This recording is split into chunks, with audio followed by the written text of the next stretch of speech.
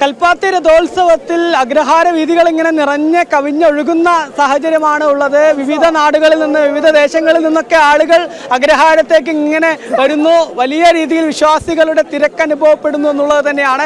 ഏതായാലും ഇന്നിപ്പോൾ ഈ ഒരു അവസാന ദിവസം മൂന്നാം തേരിന് രഥപ്രയാണം ആരംഭിച്ചു കഴിഞ്ഞു. ലക്ഷ്മി നാരായണ പെരുമാൾ സ്വാമിയും അതുപോലെ തന്നെ ചാത്തപ്പുരം പ്രസന്ന മഹാഗണപതിയുടെയും രഥങ്ങൾ ആദ്യം പ്രയാണം തുടങ്ങിയപ്പോൾ ലക്ഷ്മി നാരായണ പെരുമാൾ സ്വാമിയുടെ ആ രഥമാണ് പുതിയ കൽപ്പാത്തിയിലൂടെ കടന്ന് മന്തക്കര മഹാഗണപതിയുടെ അടുത്തേക്ക് എത്തിയിരിക്കുന്നത്. ആ മന്തക്കര മഹാഗണപതിയുടെ ഭാഗത്തേക്ക് എത്തി ലക്ഷ്മി നാരായണ പെരുമാൾ അല്പസമയത്തിനകം തന്നെ അവിടെ നിന്നും പുതിയ കൽപ്പാത്തിയിലെ അഗ്രഹാര വീഥികളിലൂടെ ഇങ്ങനെ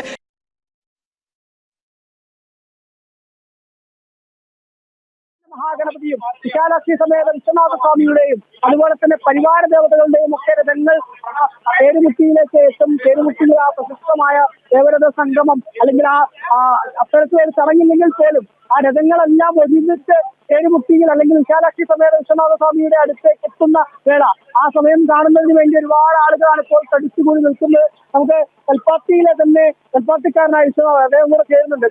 എങ്ങനെയാണ് ഈ കൽപ്പാത്തി ഈ സമയത്ത് ഇങ്ങനെ നിറഞ്ഞ് കവിഞ്ഞൊഴുകുന്നത്? ഒരു വശത്ത് മറുവശത്താണെങ്കിൽ ആളുകൾ എവിടെയാണ് നിൽക്കുന്നത്, എന്താണ് കാണേണ്ടത്, ഏതാണ് കാണേണ്ടത് എന്നുള്ളൊരു കൺഫ്യൂഷനിലായിരിക്കും. അപ്പം ഇതിപ്പോ കണ്ടുകൊണ്ടിരിക്കുന്ന പ്രേക്ഷകർ അതായത് ഇവിടെ തന്നെയുള്ള ആളുകൾ മൊബൈലിലൊക്കെ ഇരുന്ന് കാണുന്നുണ്ട്. അപ്പൊ അവരോടൊക്കെ ആയിട്ട് പറയാനുള്ളത് എന്താണ് അവർ കാണേണ്ടത്, എന്താണ് പ്രധാനമായിട്ട് ചടങ്ങുകൾ? 2025 കൽപ്പാത്തി രഥോത്സവം അവസാനത്തെ ലാപ്പിലേക്ക് കടക്കുകയാണ്.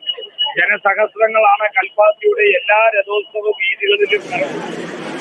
ഈ സമയത്ത് ലക്ഷ്മി നാരായണ പെരുമാൾ സ്വാമി ക്ഷേത്രം കൽപ്പാത്തി മന്തക്കര ഗണപതി ക്ഷേത്രത്തിലേക്ക് എത്തിയിട്ടുണ്ട്. ഇവിടെ നിന്നും മടങ്ങി വരുന്ന സമയത്ത് ഇപ്പോ കുന്നമ്പലത്തിന്റെ മുൻവശത്ത് നിൽക്കുന്ന മന്തക്കര ഗണപതി തിരിച്ചു വരും.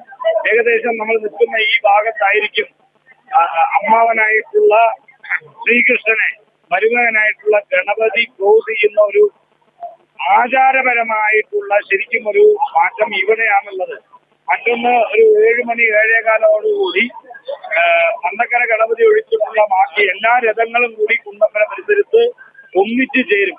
രഥസംഗമം എന്ന് നമ്മൾ എല്ലാവരും പൊന്നോമന പേരിട്ട് വിളിക്കുന്നുവെങ്കിലും 5-ാം തിരുനാളാണ് യഥാർത്ഥത്തിൽ എല്ലാ രഥങ്ങളുടെയും സംഗമം വന്നിട്ടുള്ളത്. എങ്കിലും ഈ രഥസംഗമം കാണുന്നതിനും ഈ ജനസഹസ്രങ്ങൾ മുഴുവനും എത്തിയിട്ടുള്ളത്. പക്ഷെ ഒരു വൈവനസ്യം പറയാനുണ്ടെങ്കിൽ ഇവർക്ക് എല്ലാവർക്കും കൂടി നിൽക്കാനായിട്ട് ഈ രഥോത്സവ വീഥികൾ മാത്രമാണുള്ളത്. ബുദ്ധിമുട്ടുണ്ട്, തിക്കും തിരക്കുമുണ്ട്. പക്ഷെ എന്നാലും മുഴുവൻ വിശ്വാസ സമൂഹവും ഉത്സവ തിമിർപ്പിലാണ്, സന്തോഷത്തിലാണ്, ആനന്ദത്തിലാണ്. ഈ രഥോത്സവത്തിന് നമുക്ക് ആദ്യം നേരത്തെ നമ്മൾ പറഞ്ഞു ഉച്ചയ്ക്ക് ശേഷം ലക്ഷ്മി നാരായണ പെരുമാളിന്റെ രഥം ഇപ്പോൾ മന്തക്കരയിലേക്ക് എത്തി. ഇനി ചാത്തപ്പുരം പ്രസന്ന മഹാഗണപതി ഏത് ഭാഗത്തേക്കാണ് എത്തുക? അതായത് ഈ ചാത്തപ്പുരം പ്രസന്ന മഹാഗണപതി ഏകദേശം പുറപ്പെട്ടിട്ടുണ്ടാവും. അത് പഴയ കൽപ്പാത്തിയോട് എത്തുന്നതോട് കൂടിയിട്ടാണ് കുണ്ടമ്പലത്തിന്റെ പഴയ കൽപ്പാത്തിയിൽ നിൽക്കുന്ന തേരുകൾ തിരിച്ച് കുണ്ടമ്പലത്തിലേക്ക്. ആ സമയമാകുമ്പോഴേക്കും ഇവിടെ മന്തക്കര ഗണപതിയും ലക്ഷ്മി നാരായണ പെരുമാളും കൂടി ക്രോസ് ചെയ്ത് കുണ്ടമ്പലം ജംഗ്ഷനിലേക്ക് എത്തും. ലക്ഷ്മി നാരായണ പെരുമാളും കുണ്ടമ്പലത്തിന്റെ 3 പേരും ചാത്തപ്പുരം പ്രസന്ന ഗണപതിയും കൂടി ഒന്നിച്ചു ചേരുന്നത് അങ്ങനെയാണ്. അത് കഴിഞ്ഞ ശേഷം മാത്രമേ ചാത്തപ്പുരം ഈ മന്തക്കര റോഡിലേക്ക് കയറി വരും.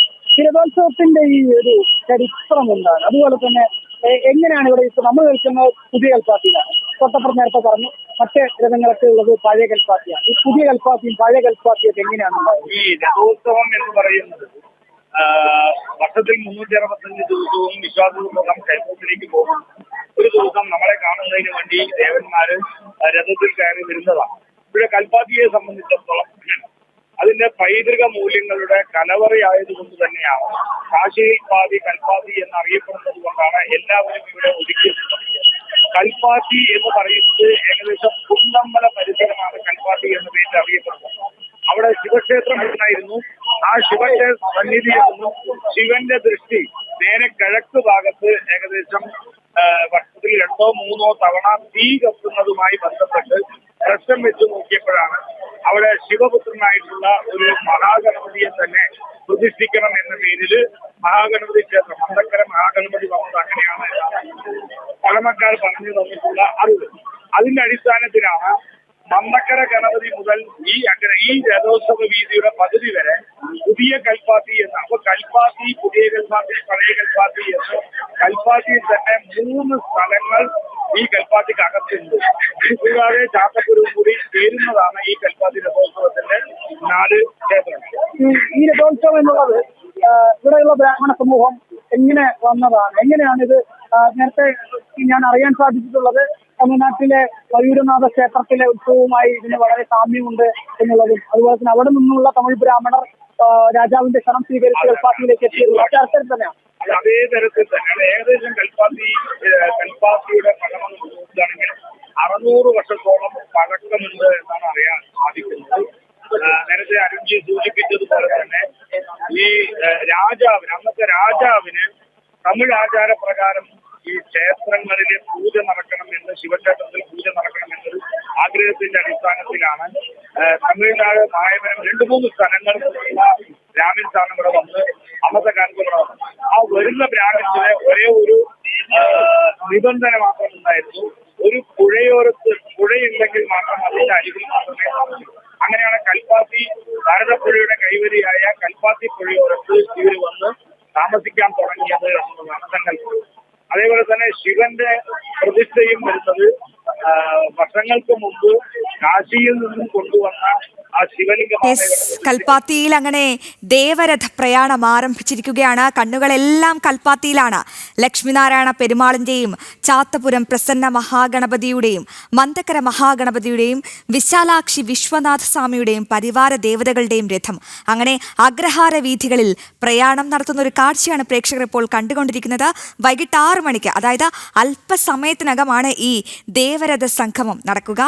ഗ്രാമപ്രദക്ഷിണം നടത്തി 5 രഥങ്ങളാണ് ഈ തേരുമുട്ടിയിൽ സംഗമിക്കുക.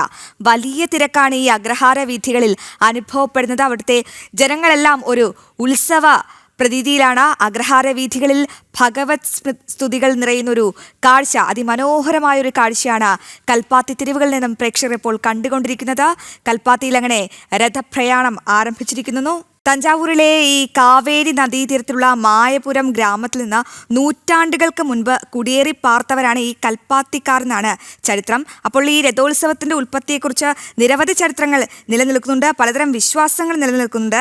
എങ്കിലും ഈ ലക്ഷ്മി അമ്മാളുമായി ബന്ധപ്പെട്ട കഥയുമായാണ് ഈ ദേവരഥം, ആ ഒരു ഉത്സവത്തിന്റെ തുടക്കമെന്ന് പറയുന്നത്. എന്തായാലും കൽപ്പാത്തിയിൽ രഥപ്രയാണം ആരംഭിച്ചിരിക്കുകയാണ്. അല്പസമയത്തിനകം ഈ ദേവരഥ സംഗമം കാണാൻ സാധിക്കും.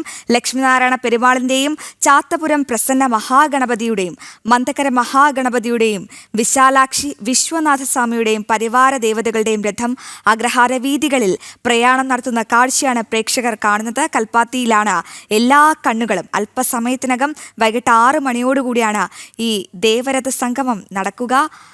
ഗ്രാമപ്രദക്ഷിണം നടത്തിക്കൊണ്ടിരിക്കുന്ന ഒരു കാഴ്ചയാണ് പ്രേക്ഷകർ കാണുന്നത്. 5 രഥങ്ങളാണ് ഈ തേരുമുട്ടിയിൽ സംഗമിക്കുക.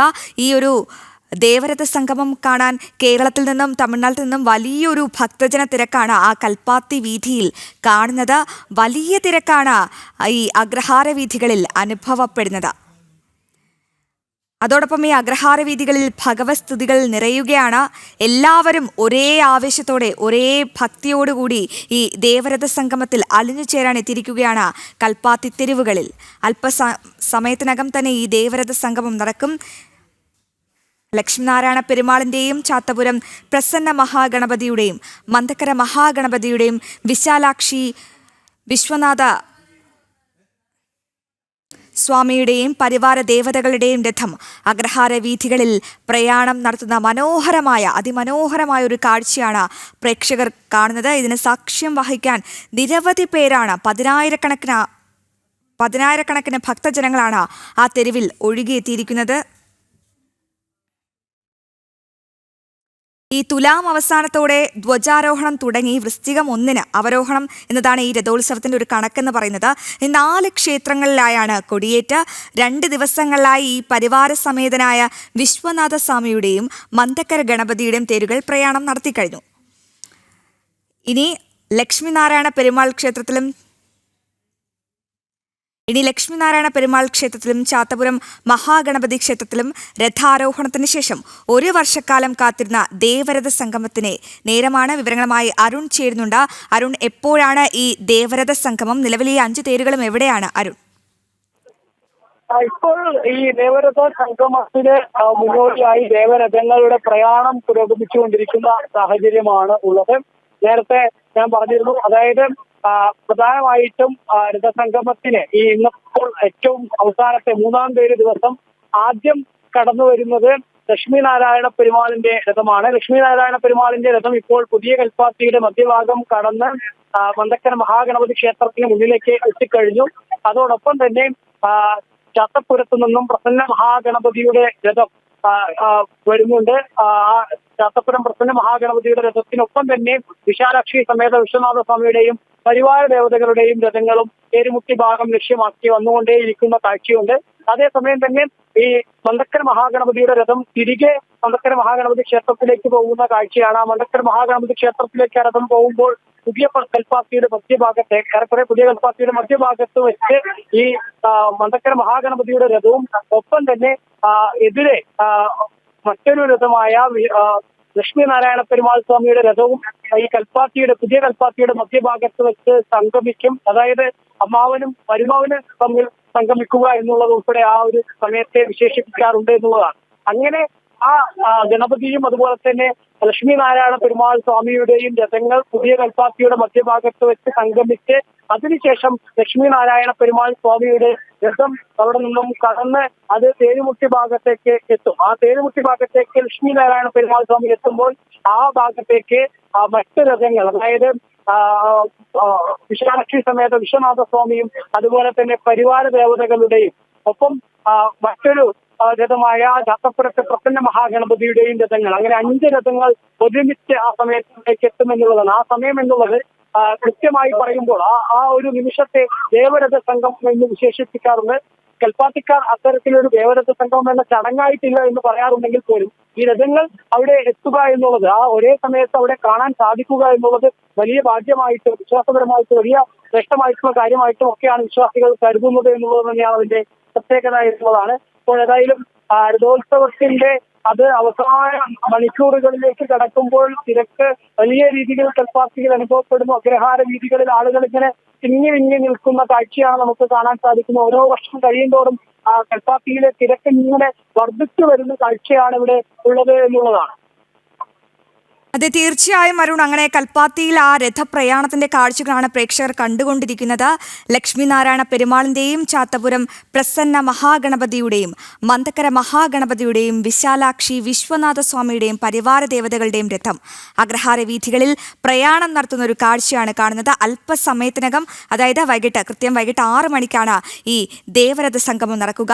ഗ്രാമപ്രദക്ഷിണം നടത്തി 5 രഥങ്ങൾ തേരുമുട്ടിയിൽ സംഗമിക്കും. വലിയ തിരക്കാണ് ഈ അഗ്രഹാര വീഥികളിൽ അനുഭവപ്പെടുന്നത്. അഗ്രഹാര വീഥികളിൽ ഭഗവസ്തുതികൾ നിറയുന്ന ഒരു കാഴ്ചയാണ്. അരുൺ, മറ്റെന്തൊക്കെ ചടങ്ങുകൾക്കാണ് കൽപ്പാത്തി ഇന്ന് സാക്ഷ്യം വഹിക്കുക ഈ ദേവരഥ സംഗമത്തിന് ശേഷം? തീർച്ചയായിട്ടും കൽപ്പാത്തിയിൽ ഇനി ഏറ്റവും പ്രധാനപ്പെട്ട, ഞാൻ നേരത്തെ പറഞ്ഞിരുന്നു, അഗ്രഹാര വീഥികളിൽ ഈ ദേവരഥങ്ങൾ സംഗമിക്കുന്നു, അല്ലെങ്കിൽ ഒരേ സമയത്ത് ഈ 5 രഥങ്ങൾ പേരുമുട്ടി ഭാഗത്തേക്ക് എത്തുന്നു എന്നുള്ളത് തന്നെയാണ് അതിലെ ഏറ്റവും പ്രധാനപ്പെട്ട കാര്യം എന്നുള്ളതാണ്. അതിനുശേഷം പിന്നീടുള്ള മണിക്കൂറുകൾ നമുക്കിപ്പോൾ അന്തരീക്ഷത്തിലെ ഈ കാഴ്ചകൾ നമുക്ക് കാണാൻ സാധിക്കും. നേരത്തെ നല്ല വെയിലുള്ള സമയത്താണ് ഈ രഥം കാണുന്നതെങ്കിൽ ഇപ്പോൾ ഒന്ന് അന്തിമയങ്ങി തുടങ്ങിയിരിക്കുന്നു. കാഴ്ചകളും വൈവിധ്യങ്ങളും അതൊക്കെ മാറിത്തുടങ്ങിയിരിക്കുന്നു. അതായത് നേരത്തെ കാണുന്നതിനേക്കാൾ മറ്റൊരു ദൃശ്യഭംഗിയാണ് ഈ രഥങ്ങൾക്കൊക്കെ ഉള്ളത്. ആ രഥങ്ങളിലെ വെളിച്ചം, ലൈറ്റുകൾ, വിവിധ വർണ്ണങ്ങൾ ഒക്കെ ഇങ്ങനെ തിളങ്ങുന്ന കാഴ്ച ഇപ്പോൾ നമുക്ക് കാണാൻ സാധിക്കും. അത്തരത്തിൽ ഈ കൽപ്പാത്തി രഥോത്സവത്തിന് ഇനിയുള്ള ഓരോ മണിക്കൂറുകളും വളരെ പ്രധാനപ്പെട്ടതാണ്. അത് ഇവിടെ ഈ അരുൺ, അത് തന്നെയാണ് മനസ്സിലാകുന്നത്. എന്തായാലും കൽപ്പാത്തിയിൽ രഥപ്രയാണം ആരംഭിച്ചിട്ടുണ്ട്. ഉടൻ തന്നെ ഒരു ദേവരഥ സംഗമം, ഭൂമിയിലെ ദേവസംഗമം പാലക്കാട് കൽപ്പാത്തിയിൽ നടക്കും.